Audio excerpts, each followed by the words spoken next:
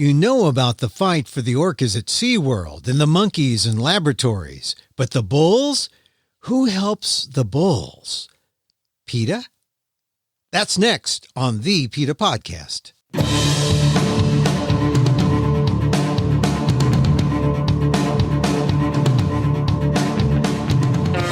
Welcome to the PETA Podcast.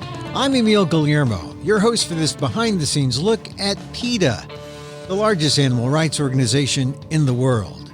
On today's episode, after animal rights and animal welfare, there's animal relief. In India, it's called Animal Rahat. It's a sanctuary that began with funding from PETA, and now it's providing a way to save tens of thousands of bulls from the cruel drudgery of work that can easily be replaced by modern mechanical means. No one thought about the bulls in the sugarcane fields until Animal Rahat, and now a second version is being opened up in another part of the country. Poorvah Joshipura, PETA's Sr.VP of International Affairs, lived and worked in India. She was in London when I talked to her recently. We caught up since our last chat on the PETA podcast, and she revealed how even PETA activists aren't immune to the headlines of the day. I have pretty recently recovered from COVID. Oh, I didn't. Oh, well. Well, thankfully it was mild for me. Always scary. I'm sure for everybody when they have that test result back. I think I got it from going to the grocery store. Really? But it was thankfully mild and just mild cough and a fever for one day and that's it for me. But that's it. It's lucky. It's lucky. It's a flip of the coin how it's going to go, isn't it? Yeah.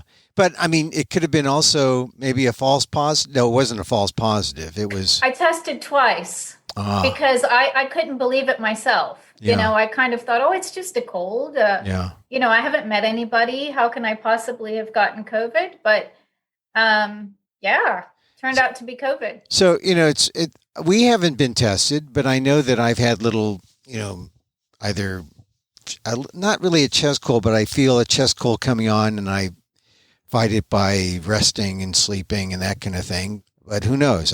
We haven't tested, so we don't know. We are just. I would say most of the time it is probably just a cold. Yeah. Chances are probably still that it is just a cold, but I got tested because the cases in London are just out of control. So I thought, let me just get tested and not accidentally put somebody at risk. And I'm glad I did that. Yeah. And now there's this variant that's around. Is that of concern? I guess everyone at the PETA UK office is staying at home, right? Yeah. Everyone is working from home still. The variant is obviously concerning. There's the news today that it's mutating even further. And of course, they've been saying it's more contagious. And I suspect that's possibly the variant I got. I don't know. They don't tell you when they test. Yeah.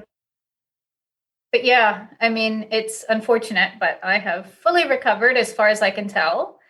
No lingering issues as far as I can tell so far. So all good. Yeah. Well, let's hope there's no lag. So the current environment being what it is, you're from the UK, you spent some time in India.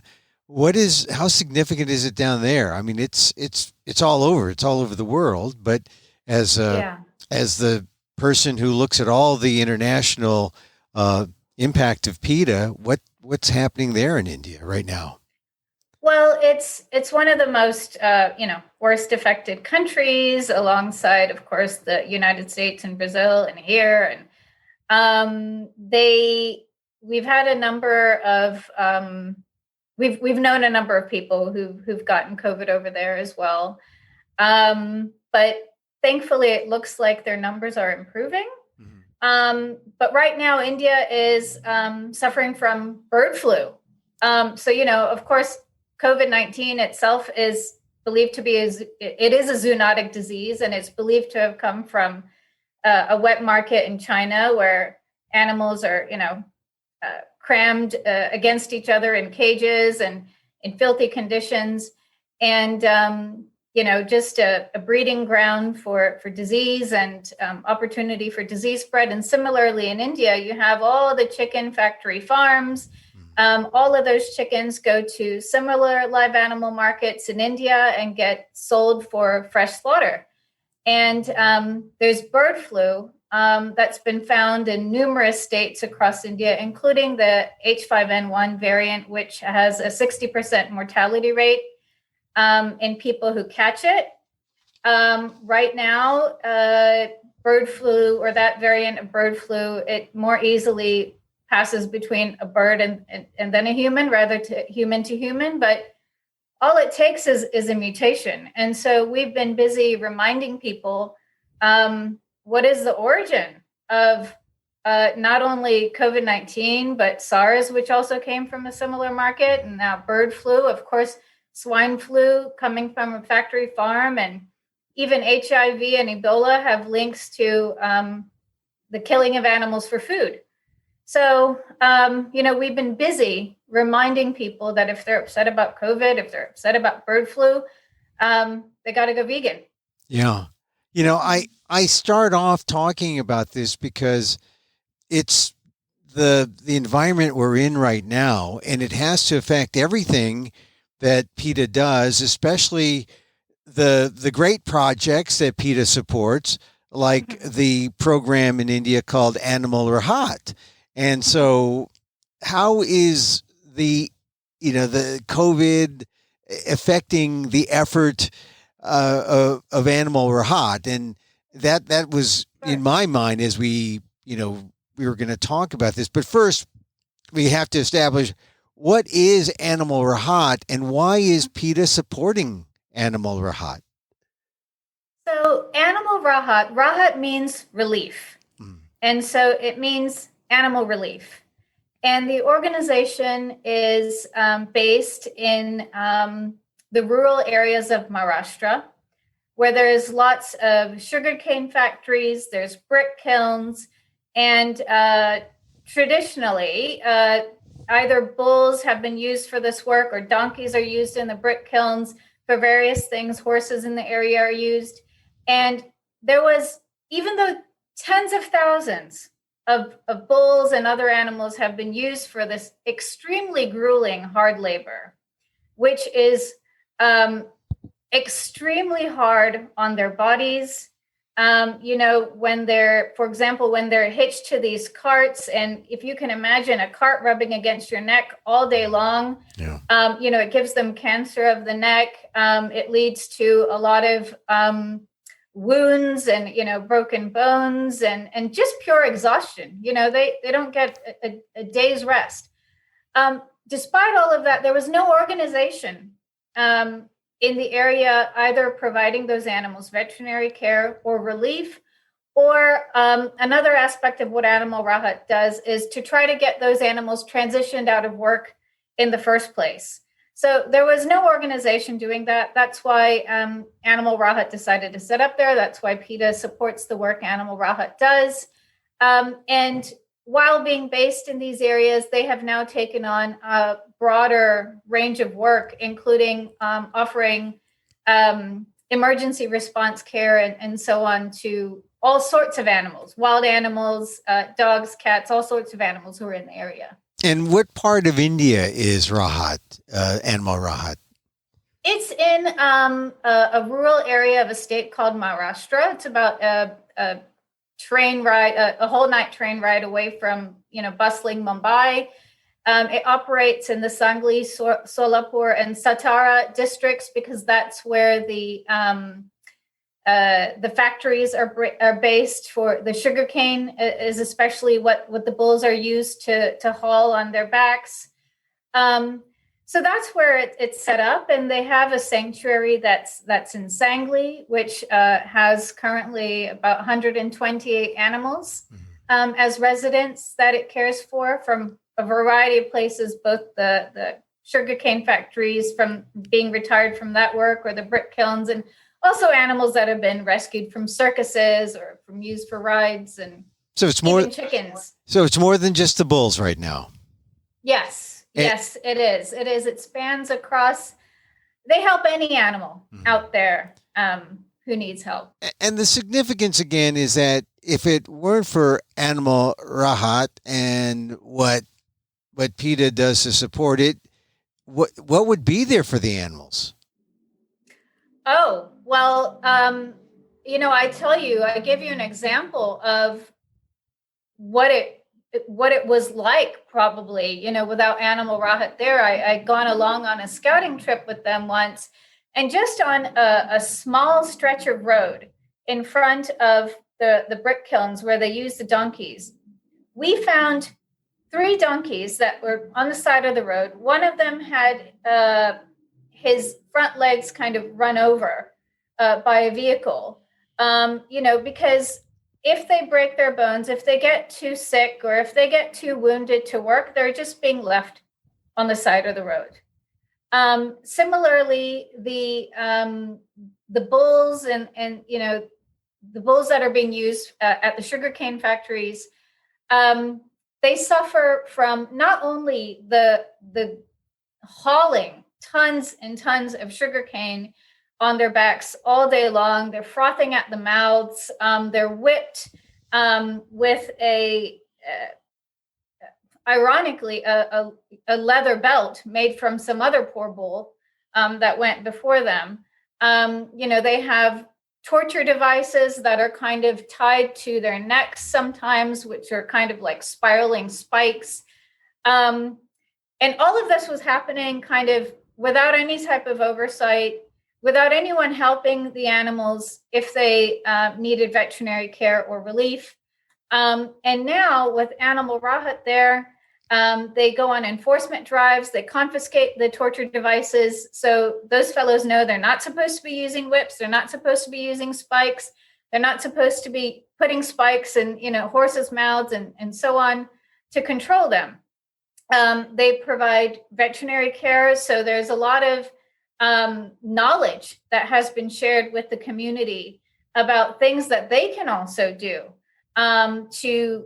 to better care for their animals, not only from a veterinary perspective, but from a handling perspective. It's very common, for example, for them to painfully pierce the animals' noses and to control them through nose ropes. Animal Rahat has taught the community that instead they can just use a face halter, taught them that they don't need to use force with the animals and kind of how to guide the animal through their own kind of psychology and so on. But more than that, Animal Rahat has been helping the sugarcane factories, the brick kilns, and so on transition to mechanization. Because yes, often you'll still see the bulls work in fields and that so on. But this is incredibly grueling, hard work to be hauling that heavy, heavy sugarcane. And so they've been transitioning these sugarcane factories to tractors, which is better for the farmers because it's actually easier for them. They can actually haul much more sugarcane than what 2 bulls can. And it's faster. They can go on multiple trips and so on. So they have been transitioning the sugarcane factories away from the use of bulls. They've been encouraging the communities to thank the bulls by retiring them and caring for them and not sending them to slaughter.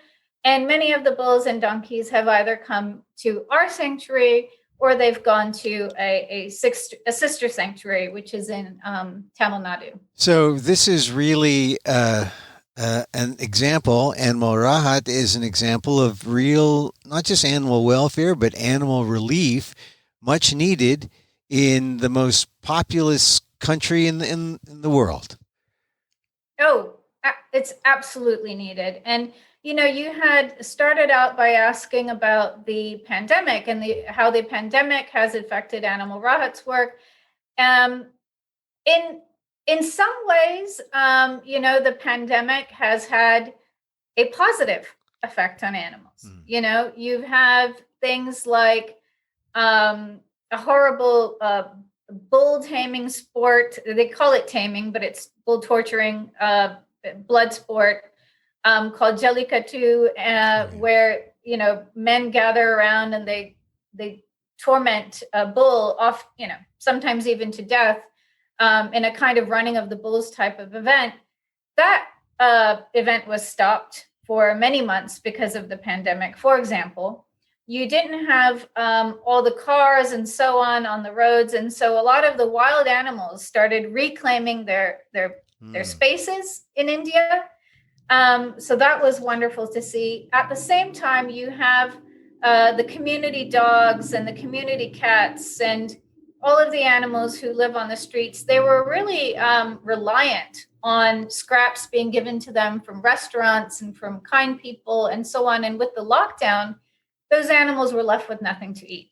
So Animal Rahat also took on the job of feeding tens of thousands of animals on the street. We also had made sure that the state government included veterinary care as part of their essential services, so that veterinarians and animal ambulances were not blocked from going out and helping animals. Yeah, I mean, that's really kind of quite an image where if people are are staying away from, public streets, and the animals reclaiming the streets, and they're out there, and how do they fend for themselves? I mean, these are domesticated or farm animals primarily. They're not wild, right? Oh, well, in India, we saw a lot of wild animals that you would never normally see because they're frightened of all the cars and all the busyness. But without all of that, these areas used to be their jungle homes. Mm-hmm. And so we did see a lot of wild animals also kind of going back to their, formerly jungle homes and kind of walking around in places that they were never able to do that. But yes, the domesticated animals, or the cats and the dogs and the bulls and so on, who are reliant on human beings for their food and their care and so on, they had a hard time. And we had to step up to look after them as well. And so the idea of the pandemic actually doing some good by showing or shining a light on the animals who are out there with need. How is that area doing in terms of the pandemic itself, in terms of humans, and, how has it been, how have they been affected?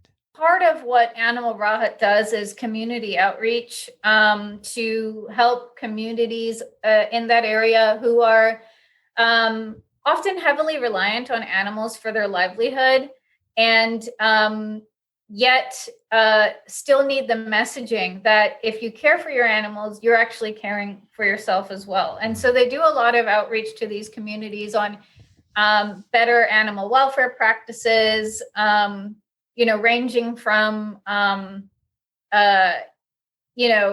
not doing things like painting the animals' horns with chemical colors, which over time gives them cancer, which is a very common thing that they do, as to beautify their bulls and so on, ranging from that to making sure that they know to castrate their bulls in a painless, humane manner by a veterinarian instead of crudely.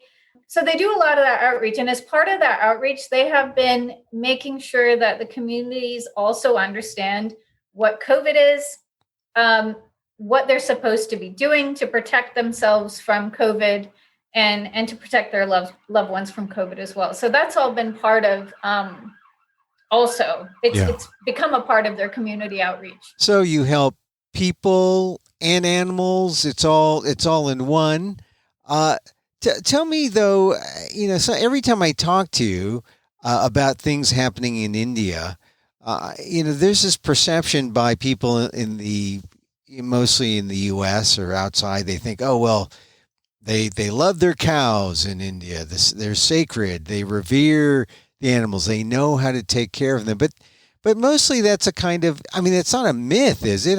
They do revere them, but why would they work the bull so hard? Why would they, work the animals who seek relief at Animal Rahat so hard? Well, how do you reconcile the ideas of, Indians love their cows. The cows are sacred, and here's this treatment that requires animal welfare efforts?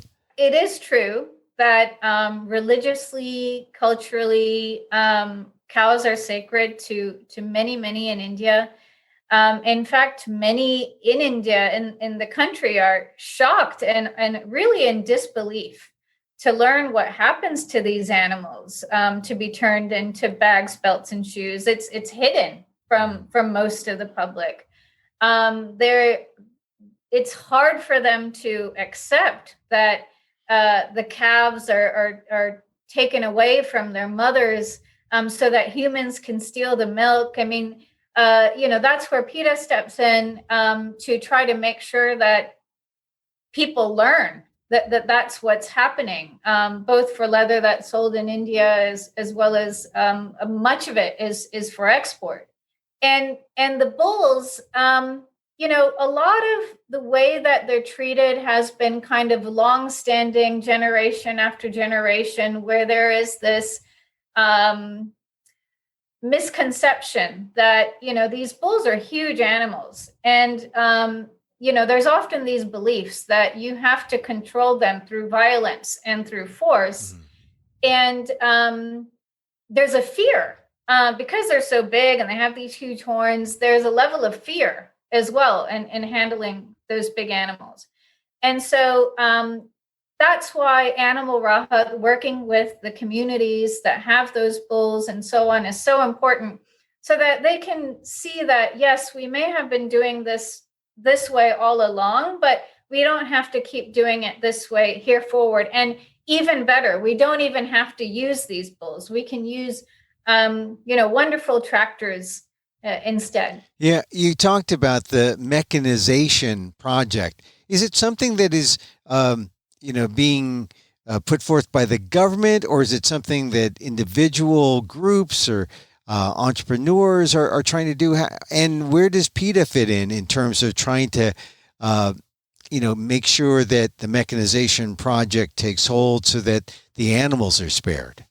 Animal Rahat's mechanization project started in 2011, and since then they have spared about 31,000 bulls from work by replacing them with 10,000 tractors.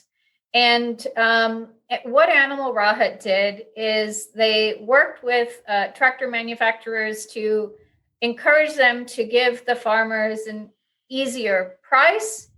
And they work with the sugarcane factories to provide the farmers loans so that they can, buy these tractors. And then we encourage them to retire their bulls and not to send them to slaughter. And so that's how it's been working. And it's what's really great about the tractor project is that once a sugarcane factory or once a farmer starts using the tractors, all of the other ones around them see that, oh, that actually makes a lot more sense. That seems easier. There's no day's work that is missed because the tractor is sick. That doesn't happen. And so it's kind of a project that now is moving on its own momentum in a lot of ways. And it seems like it should be common sense that we should be using a tractor instead of a bull, but it really doesn't work that way. I mean, these are industries that have been long reliant on these animals, and it really has been overcoming a set of challenges to get them to start switching over to a different way of working. But the increased productivity and one would imagine the increased profits, that has to be a lure to mechanize. They can see that, like you said, there's no such thing as the bull is sick day, so we're all taking the day off. But how about the bull? How improved is the bull's life, and what is a bull's life after a mechanization project takes hold? I guess they're happier, huh? Immense. We have these two bulls at the sanctuary, Rosha and Hosha. And, oftentimes you see the bulls at the sanctuary paired up because they have always been paired up when pulling the cart. So they're kind of used to having another bull best friend. And, when they would have come to the sanctuary, that would have been the first time that they ever had the pain of their nose rope removed, that they ever had, tons of weight just pulled off of their backs permanently. If you can imagine when you have a rickety cart that's just on your back all day and it's rubbing against your back, and how painful it would be against your skin, and to never have that again, to never feel a whip again, to have all the water and the food that you need. I mean, it is just a world of difference to these animals when they stop being forced to haul that heavy sugarcane. And you can see a transformation, the psychological transformation of these animals at the sanctuary. At the beginning, they're very, very fearful. They're very defensive. They may even feel like they're being pushed into a corner and try to attack you out of their defensiveness. But over time, they start realizing, actually, nobody is going to hurt me here. This is a safe place. Nobody is going to hurt me. And the sanctuary caretakers use a lot of things that the bulls naturally like. So say, for example, touch is very important to the bulls. They would normally be grooming each other. So we take a brush and we kind of mimic the tongue that they would be using on each other. And that builds a trust between the caretakers and the bulls. And so it is such a lovely transformation to see. When these animals start gaining confidence, and then you see, oh, I'm the king of this place. I can walk around and I can do whatever I want. It's wonderful. And so the bull's life, if they weren't burdened with the human desire to work this animal, when they are allowed to be, what do? They meet mates? Do they just languish around and say, I'm a bull? Yeah. What is a bull's life afterwards? It's the first time that the bulls can choose what they want to do, because their entire lives they've been enslaved. Yeah. Every single move of theirs has been controlled through fear, through violence. They had to persevere on. It didn't matter how tired they were. It didn't matter if nobody ever asked them, what aches and pains they have or anything like that. And all of a sudden at the sanctuary, they can decide what to do. They often decide to just hang out with their best friend.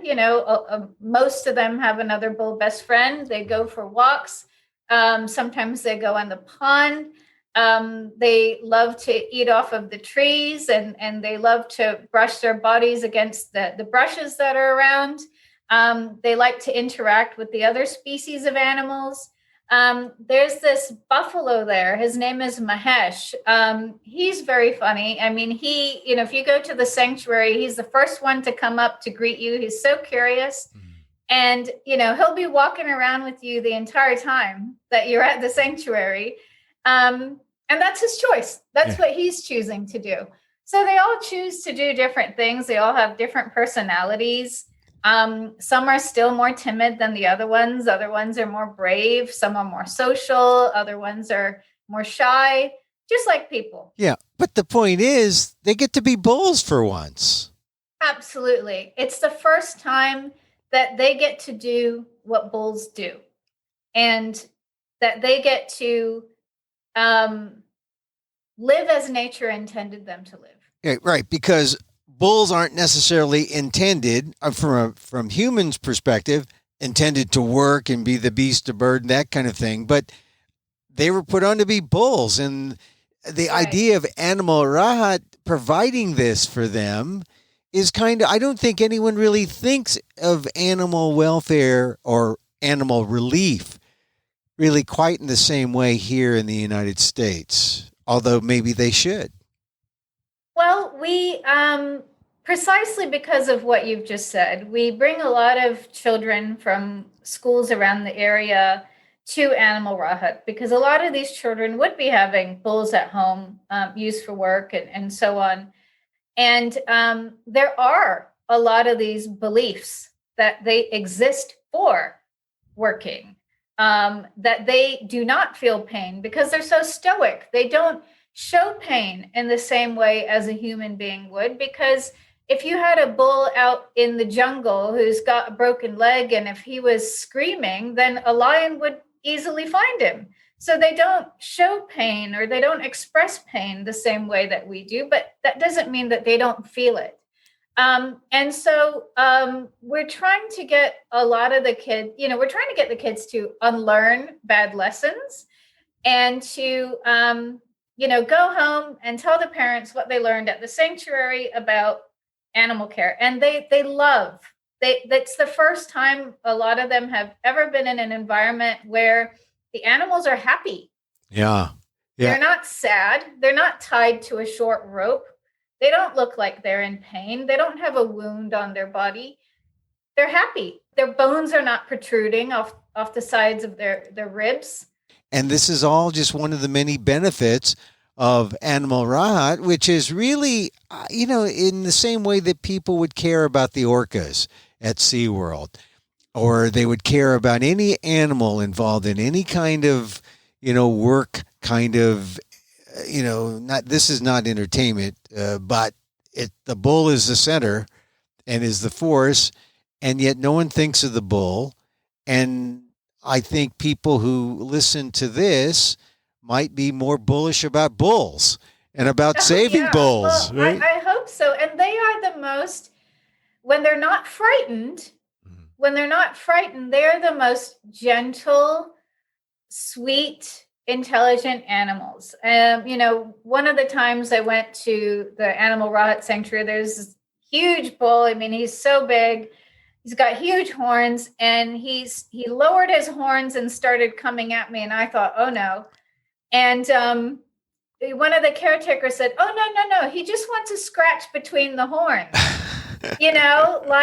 like a dog who rolls over, who wants to scratch on his or her belly. I mean, yeah, it was the same kind of thing. And it was just so wonderful, to be able to engage with that bull in that way. And most people won't. Your reaction is typical of the idea we have of bulls, right? The bulls are angry. They're like stamping their feet. They're ready to go. Yeah. They're ready to gorge you. They are there as you're the enemy. It's not the case. Absolutely not. I mean, any ferociousness, if a bull ever shows something that looks like that, it's always just panic. Yeah. And it's always panic caused by something a human being is doing to them, whether that's in a bullfight, or whether that's in the running of the bulls, or Jellicoe too, or even in bulls used for work. It is their stoicism, their how they behave when they're panicked, and all of these things, behavioral traits, which are exploited for what humans actually want to use them. They're not predators. They're fearful. They're nervous. That's how they're wired. They're not actually wired to be ferocious. That's not what bulls do in nature. How would you put the significance of Animal Rahat to, in terms of the animal relief effort in India? How significant is it, using the bulls as the primary example? PETA has started a similar project in the Delhi region, because there's animals used for work in Delhi as well. And we have started our own tractor project there, and are retiring horses and bulls from work over there. It's hugely significant because there's still tens of thousands of bulls, donkeys, and horses being used in India for work. And all of these animals need, at the very basic, veterinary care and a level of kindness in basics like food and water and those kinds of basics they don't even often get. And we would love to see other sugarcane factories, other factories take inspiration from the work that we're doing and think, oh, we can transition our animals out of this work as well and use machinery instead. We're already seeing it in the areas that we're operating, that we don't always have to approach the different factories anymore. They're seeing it themselves and they're seeing the benefits themselves. Yeah. But until it really takes on, what's the image of a bull that stays in your mind when you think about how bulls have been put to work? Describe that image. It's taking an animal who has no idea why you're doing the things you're doing to that animal. Nobody explains to them what this is all about. All they know is that if I don't wake up and if I don't haul this huge amount of weight, for what reason, I don't know, I'm going to be hit. I'm going to be punished. And that's all they know. They're operating from fear and punishment and without really a reason that makes sense to them for why this poor treatment is happening to them and why their entire lives are ones of misery. And, the image of a bull that I have is really, after meeting the bulls at the Animal Rahat sanctuary, is really just these gentle souls who are mistreated and who deserve the same kind of freedom that the lucky bulls, the bulls lucky enough that have ended up at the animal sanctuary now are experiencing. And it's sad that as I hear you talk about them and about their experience, it's sad how many people around the world don't know about this kind of abuse to the bulls. And they might say, well, that happens there. It doesn't happen here where I am in California or where I am in wherever. They might say, make it less significant than it really is. But it's tens of thousands of bulls in India who are working under these conditions. Well, and I think that there are certainly comparisons that can be made.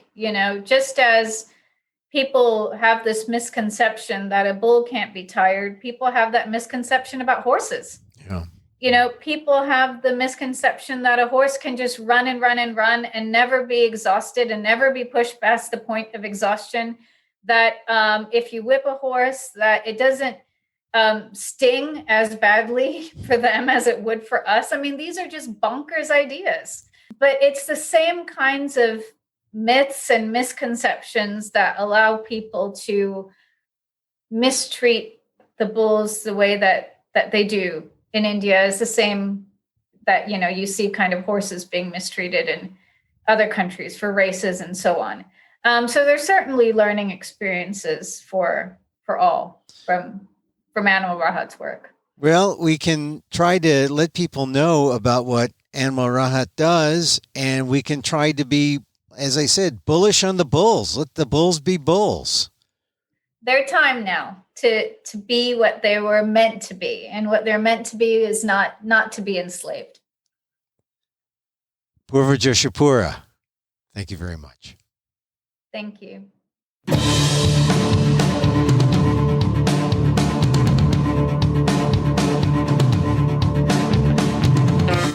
Poorvah Joshipura, PETA's Senior VP of International Affairs, on the Bulls of Animal Rahat, a sanctuary project in India started by PETA.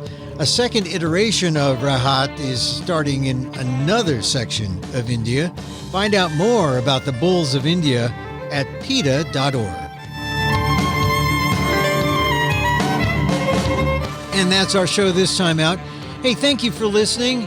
Contact us at PETA.org. You can find me on Twitter at Emil Amok, that's EMILAMOK, or on AMOK.com, or see my work at ALDEF, the Asian American Legal Defense and Education Fund, that's AALDEF.org/blog.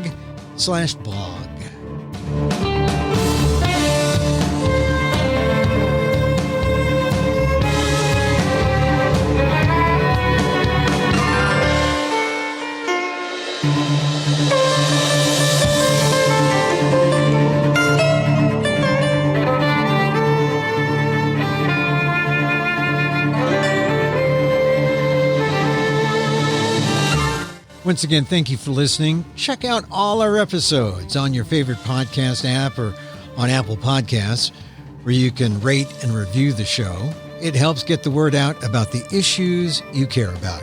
Our music is provided by CarbonWorks. Check them out on YouTube. And join us again next time for more insight into animal rights and the fight for a cruelty-free world on the PETA Podcast. I'm Emil Guillermo.